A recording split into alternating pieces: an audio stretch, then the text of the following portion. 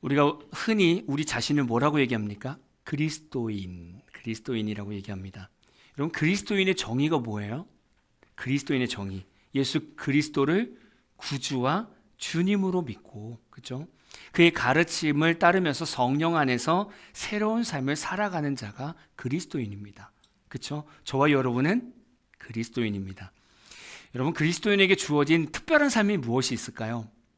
그리스도인은 이 땅의 학벌과 명예, 성공하는 삶을 쫓아 삽니까?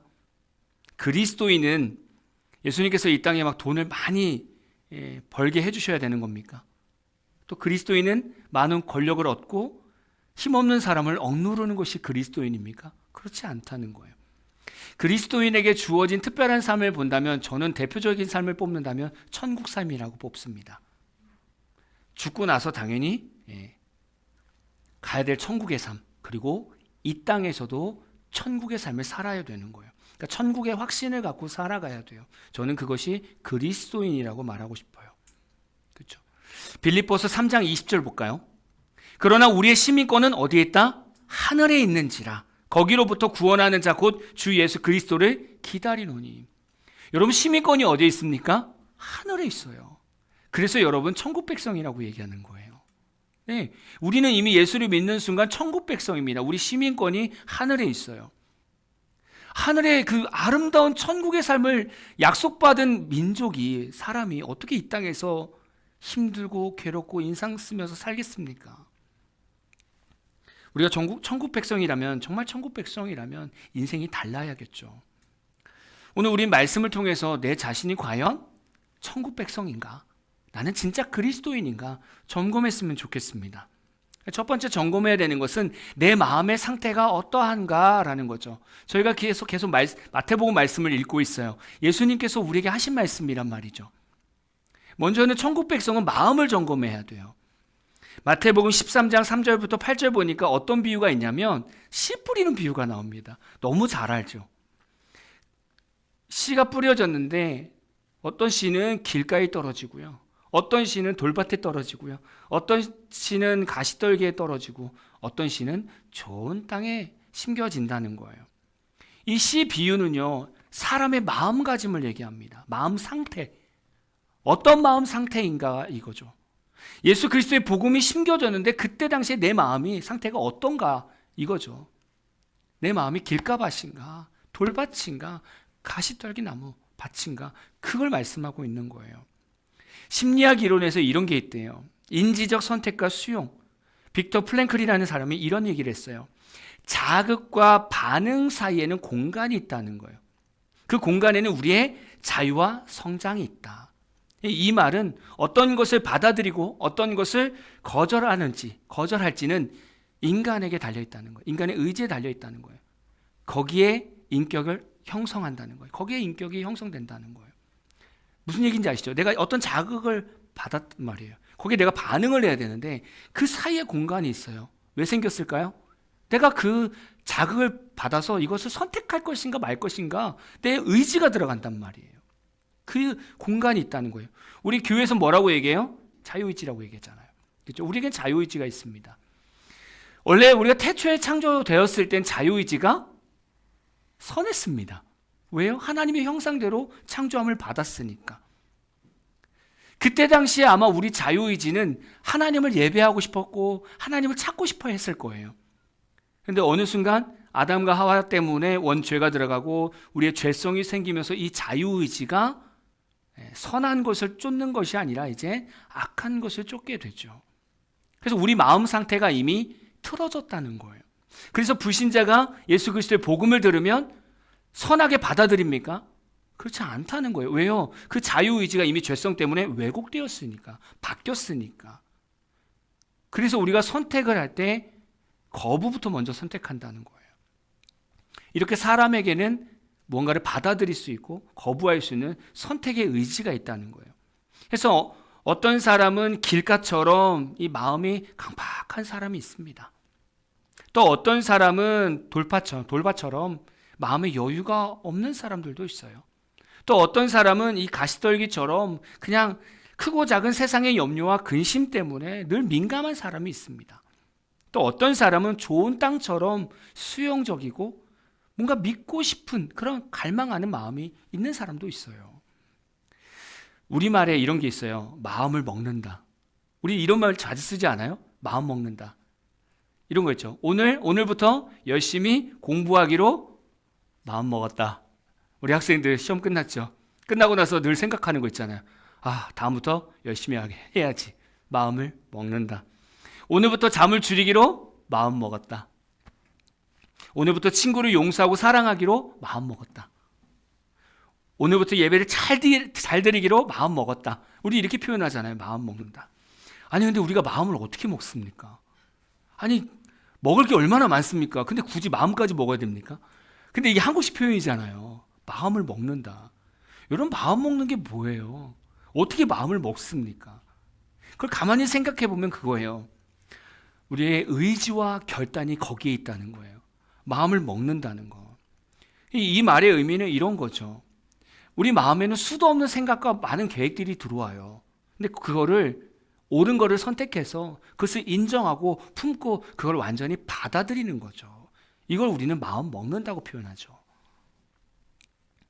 여러분은 오늘 주일을 맞이해서 주일 예배를 올 때 어떤 마음을 먹었습니까? 어떤 마음?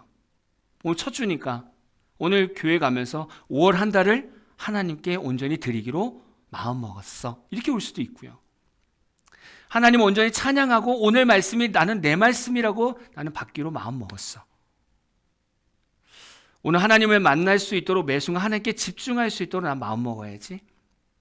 오늘 예배 때 졸지 않으려고 난 마음 먹어야지. 여러분 어떤 마음을 먹고 오셨습니까? 우리 이렇게 마음을 먹는단 말이에요. 결정한다는 거죠. 그만큼 우리가 어떤 마음을 선택해서 먹느냐에 따라서 어떤 사람은 길가와 같은 마음을 먹는 거고요. 어떤 사람은 돌밭과 같은 마음을 먹는 거고요. 어떤 사람은 가시밭과 같은 마음을 먹는 거예요. 어떤 사람은 좋은 땅과 같은 마음을 먹는 거고요. 우리가 인생 살면서 처음 경험하는 일들이 많잖아요. 근데 그 처음 경험을 어떻게 경험하느냐에 따라서 우리의 마음 자세가 달라진다는 거예요. 우리가 만약에 술을 처음 경험하잖아요. 술을 처음 먹어보면 술이 답니까 씁니까? 써요. 저도 경험을 해봤죠. 대학교 시절에 반항하는 차원에서 제가 먹어본 적이 있었습니다. 술을 잘 먹는 사람들이 뭐라고 표현하냐면 술이 달다고 표현해요. 제가 한잔하고 욕을 했습니다. 이게 뭐가 다냐고, 써 죽겠는데 이걸 돈 주고 왜 먹는지 모르겠다고. 그게 저의 처음 느낌이었습니다. 어떤 사람은 쓰다라고 표현하는데 어떤 사람은 마시면서 내 인생과 같이 참 쓰구나, 나하고 참 잘 맞다, 이렇게 표현할 수도 있어요. 담배를 피워보신 분들은 알겠지만 그 경험을 할 때 어떤 사람은 처음 담배를 피면서 이 독한 냄새를, 이 독한 연기를 뭐하러 피냐라고 생각할 수 있고, 어떤 사람은 담배를 다 피우면서 답답한 내 마음의 모든 것들이 이 독한 연기가 나갈 때 같이 나가는 것 같아, 뭐 이런 느낌을 받을 수도 있다라는 거죠. 그래서 다 처음 경험하는 느낌이 다른 거죠. 교회를 처음 나온 성도들은 되게 어색할 거예요. 서먹서먹하고.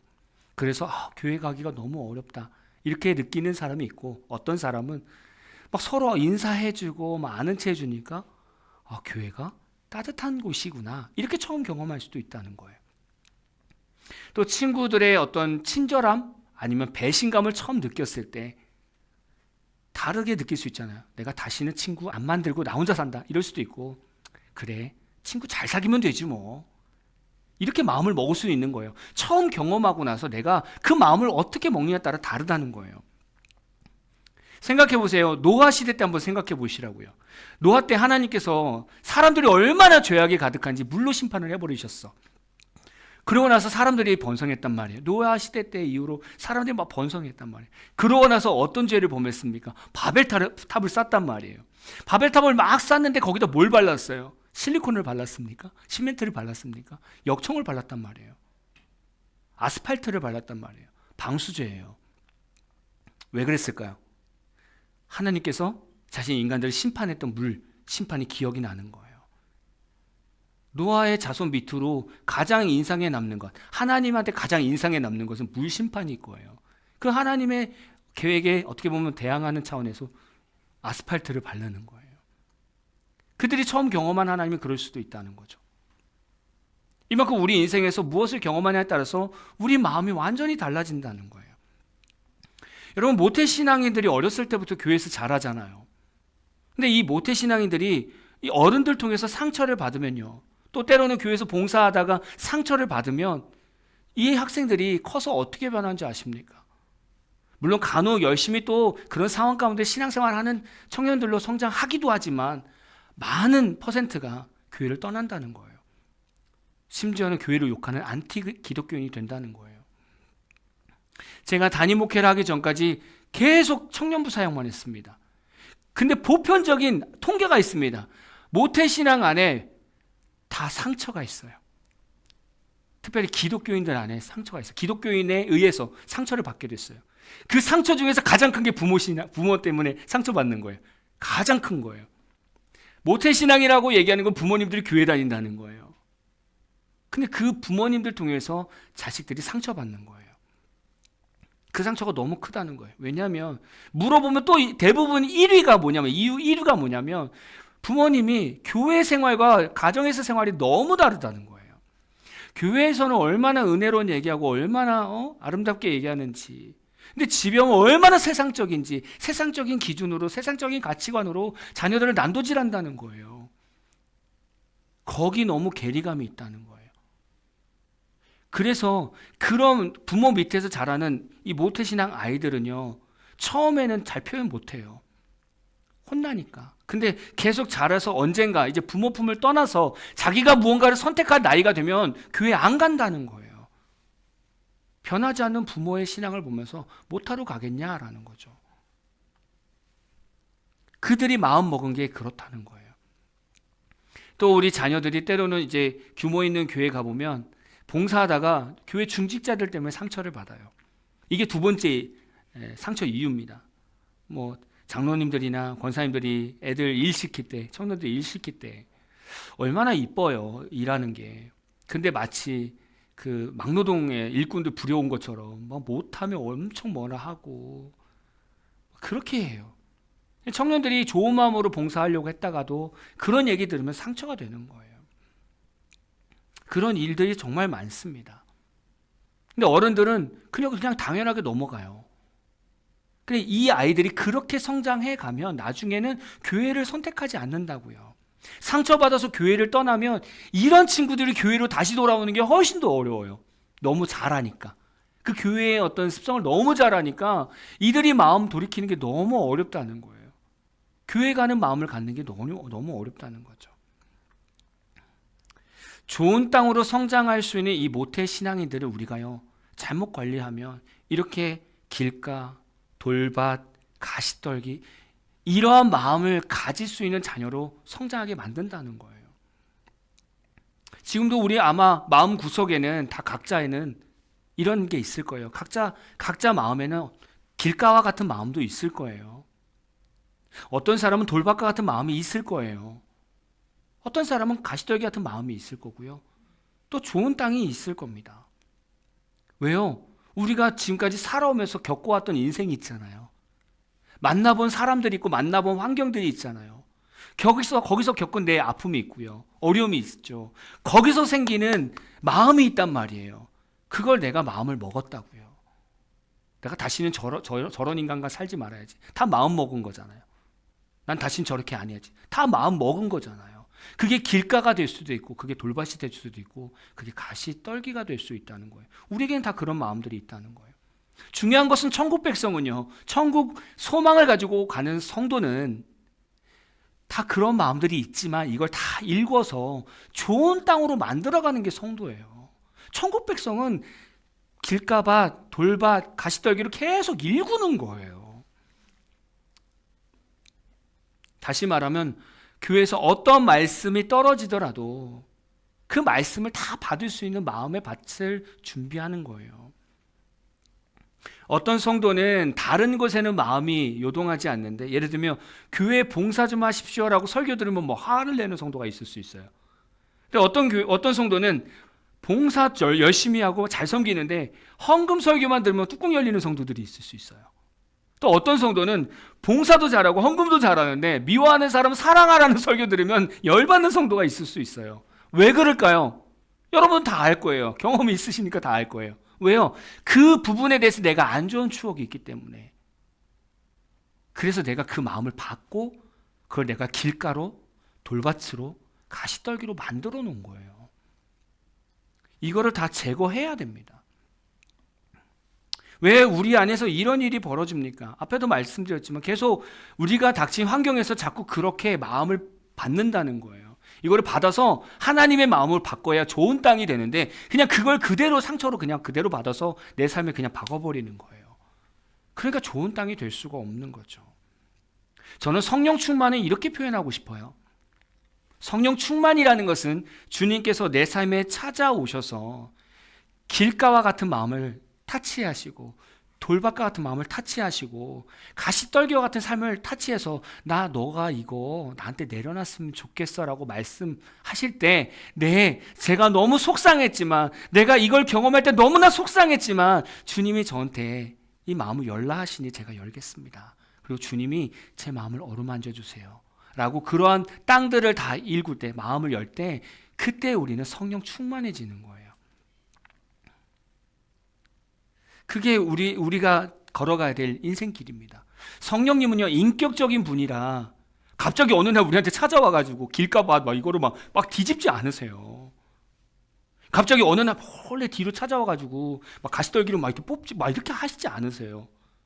우리가 그럼 되게 좋아할 것 같죠? 아니요. 거부감 느낀다고요. 나는 그러고 싶지 않은데 왜 하나님 자꾸 나한테 이렇게 시키지? 거부감 느낀다고요. 그래서 앞에서 말씀드린 거예요. 마음을 내가 먹어야 된다. 네, 하나님이 내 마음 만져주시기를 원해야 된다. 자꾸 타치하는 부분이 있을 거예요. 내가 불편한 부분을 자꾸 하나님이 타치하시는 부분이 있을 거예요. 왜 그럴까요? 나 이거 바뀌었으면 좋겠어. 하나님이 사인을 주는 거예요. 그럼 우리가 해야 될 건 뭐예요? 마음을 먹는 거예요. 내가 이걸 내어드리겠습니다. 제가 이제 바뀔게요.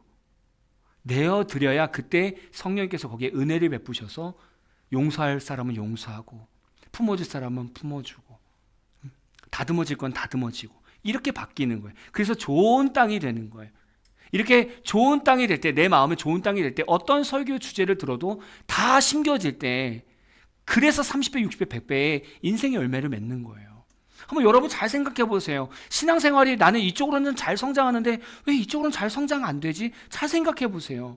왜냐하면 성장이 안 되는 곳은 길가밭이고 돌밭이고 가시떨기이기 때문에 성장이 안 되는 거예요. 이거는 하나님도 못 건드리는 거예요. 근데 이거를 다 읽으면 모든 부분에서 성장한다고 생각해 보세요. 거기서 성령의 9가지 열매가 나오는 거고 성령 충만한 삶이 나오는 거죠. 정말 우리가 천국 백성이라고 한다면 이렇게 우리의 마음부터 먼저 점검하고 좋은 땅이 되기를 오늘 마음을 먹어야 돼요. 두 번째는 천국 백성은 천국의 가치와 감격으로 살아야 돼요. 여러분 한 주간 살면서 나는 하나님의 자녀가 된 게 너무 행복한 것 같아. 이 생각을 얼마나 하셨습니까? 내가 천국 간다고? 이런 감격을 얼마나 해보셨습니까? 마태복음 13장 44절에서 50절 보면 이런 비유가 있어요. 천국에 대한 비유인데 첫 번째 비유는 밭에 감추인 보화에 대한 비유입니다. 잘 아시죠? 어떤 사람이 밭에 가보니까 보화가 숨겨져 있는 거예요.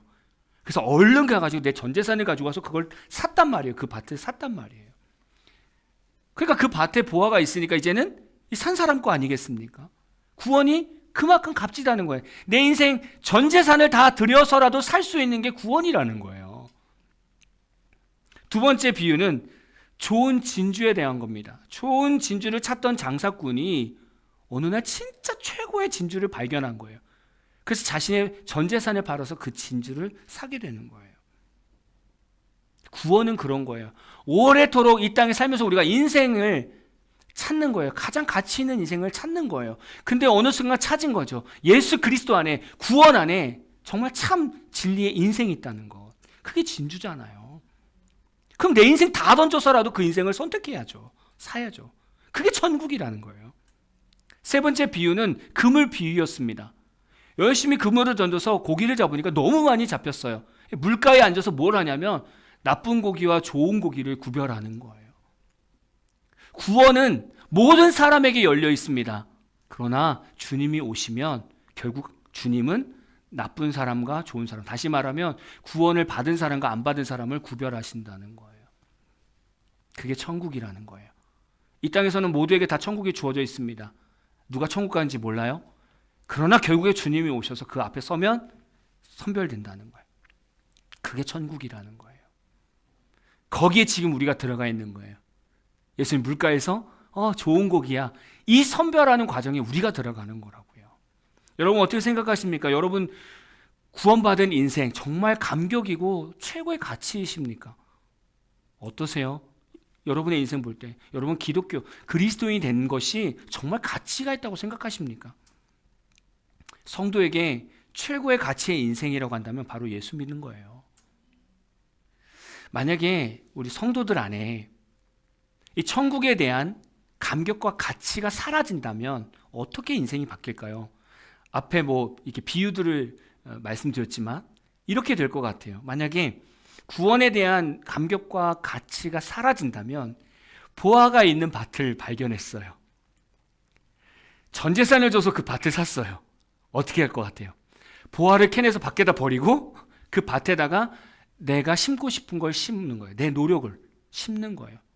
내가 뭔가 거두고 싶은 거를 거기다 심는 거예요. 말도 안 되는 행동을 하고 있는 거죠. 만약 진주를 한번 생각해 볼까요? 진주를 발견했습니다. 사야 되잖아요. 근데 그 살 돈을 가지고 세상에 투자한다는 얘기예요. 세상에서 더 노력한다는 거예요. 구원의 감격과 가치가 없는 사람은 이렇게 산다는 거죠. 여러분 안에는 이 구원의 감격과 가치가 있습니까? 만약에 구원에 대한 감격과 가치가 없다면 우리가 교회에서 행하는 예배라든가 헌신이라든가 섬김 이런 거에 대해서 다 부정적인 생각을 다 가질 수밖에 없어요. 왜냐하면 그거에 대한 가치를 모르니까. 아니 교회 가서 뭐하러 예배를 드려? 아니 교회 가서 왜 헌금을 드려? 교회 가서 힘들어 죽겠는데 왜 봉사를 해? 나는 도대체 이해가 안 돼. 이렇게 얘기한단 말이에요. 왜요? 가치를 모르니까. 구원에 감격이 없으니까. 예배라는 단어가 worship입니다. worship. 예배가 worship입니다. worship이라는 것은 worth, 가치라는 뜻과 ship, 명사형 전미사가 붙어서 가치 있는 상태라고 얘기해요. 예배는 가치 있는 상태다라고 얘기해요. 그러니까 우리가 하나님께 예배를 드린다는 건 인생의 최고의 가치를 하나님께 드린다는 거예요. 우리 인생의 최고의 가치가 하나님이라는 거예요. 그게 예배라는 거예요. 근데 우리 구원의 감격과 가치가 사라지면 우리가 예배에 앉아 있지만 그 예배는 하나님을 최고의 가치로 여기지 않는다는 거예요. 그렇게 될 수밖에 없다는 거예요. 저는 많은 사람들이 교회에 앉아 있지만 모든 성도가 다 천국 간다고 생각하지는 않습니다. 왜요? 오늘 말씀 기준 때문에 그래요. 내 인생의 최고의 가치가 구원이고 예수 그리스도의 복음이라고 한다면 정말 그 사람은 천국 가겠죠. 근데 교회에 앉아 있지만 그 예배가 정말 하나님을 최고의 가치로 높이고 그 예배 드리는 그 순간이 인생의 최고의 순간이라고 여기지 않는다면 그 인생이 정말 하나님의 자녀로서의 인생이 되겠냐 이거죠. 이 시간조차도 하나님께 최고의 가치를 올려드리지 못하는데 우리가 세상에 나가서 정말 하나님의 어떤 자녀로서 영광을 돌릴 수 있는 삶을 살겠느냐 이거죠. 저는 그럴 수 없다고 봐요. 그래서 교회에 앉아있다고 해서 다 천국 가는 거 아니라는 거예요. 여러분 어떠십니까? 우리 학생 청년들은 어떠십니까? 지난주에 우리 시험 끝났어요. 시험 때만 오면 막 마음이 막 흔들리죠. 흔들린단 말이에요. 여러분 그 마음속에 그때 여러분 지난주였는데 지난주 한번 여러분의 마음의 상태를 한번 보시라는 거예요. 내가 시험이 있지만 그래도 나는 예배는 최고야. 나한테는 예배가 최고지. 하나님께 예배 드리는 게 최고지. 최고의 가치로 올려놨냐 이거죠. 그게 아니라고 한다면 여러분 다시금 구원을 점검해야 돼요. 여러분 우리가 일주일에 한번 예배 드리는 이 예배가 기독교인이니까 당연히 나와서 예배 드리지 뭐 너무 당연한 것 같습니까? 그렇지 않아요. 여러분이 예배에 나오는 그 발걸음이 이런 고백이 된다는 거예요. 하나님이 내 삶의 최고의 가치이십니다. 내 인생의 최고의 가치가 예배입니다라고 고백하는 거예요. 그 자리예요. 지금 이 자리는. 그러니까 이 자리에 앉아있을 때는 세상에 어떤 일도 신경 쓸 필요가 없는 거예요. 왜냐하면 최고의 가치 앞에 서 있으니까. 그게 구원이에요. 그게 예수님께서 계속 비유로 말씀하시는 게 그거예요. 근데 더 놀라운 건 뭔지 아십니까? 오늘 이 말씀 우리가 다 아멘할 수 있는가라는 거죠. 내 마음밭을 좋은 땅으로 일구어가고 있는가? 내 삶에 이 구원의 감격이 있는가? 이거를 안다면 오늘 예수님께서 제자들에게 말씀하신 거 마태복음 13장 16절 그러나 너희 눈은 봄으로 너희 귀는 들음으로 복이 있도다. 다른 사람들은 예수님께서 아무리 비유로 말씀해도 듣지를 못하는 거예요. 보지도 못하고. 너희가 지금 내가 어떤 말을 하는지 알아? 이해돼? 믿어져? 그러면 너희는 지금 보는 거고 듣는 거야. 그래서 너의 인생 복되다는 거예요. 인생의 최고의 복은요, 천국 가는 인생입니다. 예수 믿고요, 하나님의 자녀가 된 것이 최고의 복이에요. 지금 제자들에게 그 비유를 설명하면서 제자들한테 얘기하는 거예요. 니들은 복되다. 참 니들은 복되다. 너는 내가 다 설명해 주잖아. 너가 다 들렸잖아. 너가 지금 그 너희들이 듣던 그 말씀, 지금 내가 말씀이 육신이 돼서 와서 그걸 너희들한테 다 풀어주고 너희한테 지금 다 얘기해 주잖아. 니네들 진짜 복된 인생이야. 그 말씀하시는 거예요. 여러분 인생이 복되십니까? 아멘이죠. 여러분 하나님 자녀가 됐잖아요. 최고의 복을 누리고 있는 거예요. 여러분 앞으로 주일 예배 올 때 가벼운 마음으로 오지 마세요. 여러분 인생의 최고의 가치를 가지고 오세요. 그래야 하나님께서 여러분들 최고의 가치로 여겨주시는 거예요. 우리 지난번에 설교할 때 그랬잖아요. 황금률. 너가 대접받고 싶어? 그러면 너가 대접받고 싶은 그 수준대로 남을 먼저 대접해. 그거거든요. 여러분들이 하나님 앞에서 어떤 인생이 풀리고 싶고 뭔가 세워지고 싶습니까? 그러면 여러분이 먼저 하나님을 최고의 가치로 여기라고요. 그래야 하나님이 여러분을 최고의 가치의 성도로 세워가신다는 거예요. 저는 우리 함께하는 교회가 그랬으면 좋겠어요. 여러분 우리가 구원받는 것 이게 너무 당연한 거고 다른 인생을 자꾸 구한단 말이에요. 세상에서 성공해야 되는데 그게 아니라 우리는 구원 하나 받은 것만으로도 우리는 감격이에요. 그거 하나로만 가지고도 우리 막 뜨겁게 예배할 수 있고요. 뜨겁게 우리는 막 찬양할 수 있고요. 우리는 서로 사랑을 나눌 수 있어요. 그 구원 하나만으로. 저는 그게 진짜 그리스도인의 삶이고 그게 진짜 천국 가는 성도의 삶이라고 믿습니다. 네, 여러분 근심하지 마세요. 걱정하지 마세요. 어차피 세상 일은요 예수님이 다 이겨내셨어요. 여러분이 걱정한다고 해서 풀릴 것도 아니에요. 여러분이 머리 싸맨다고 해서 잘 되는 것도 아니에요. 근데 문제는 뭐냐면 그렇게 염려하고 걱정하면요 세상이 꼬이는 것이 아니라 구원의 감격이 사라져버려요. 그거는 우리한테 손해예요. 그거는 저는 여러분이 매일 아침에 일어날 때 내가 하나님의 자녀구나. 왜요? 기도하니까. 하나님 오늘 하루 우리에게 허락해 주셔서 감사합니다. 이거는 하나님의 백성만 할 수 있는 거예요. 저는 여러분들이 그 은혜로 먼저 들어갔으면 좋겠어요. 여러분 한 주간 사시면서 천국을 누리시고요. 네, 천국 백성답게 세상에서 승리하는 저와 여러분 되기를 진심으로 축복합니다.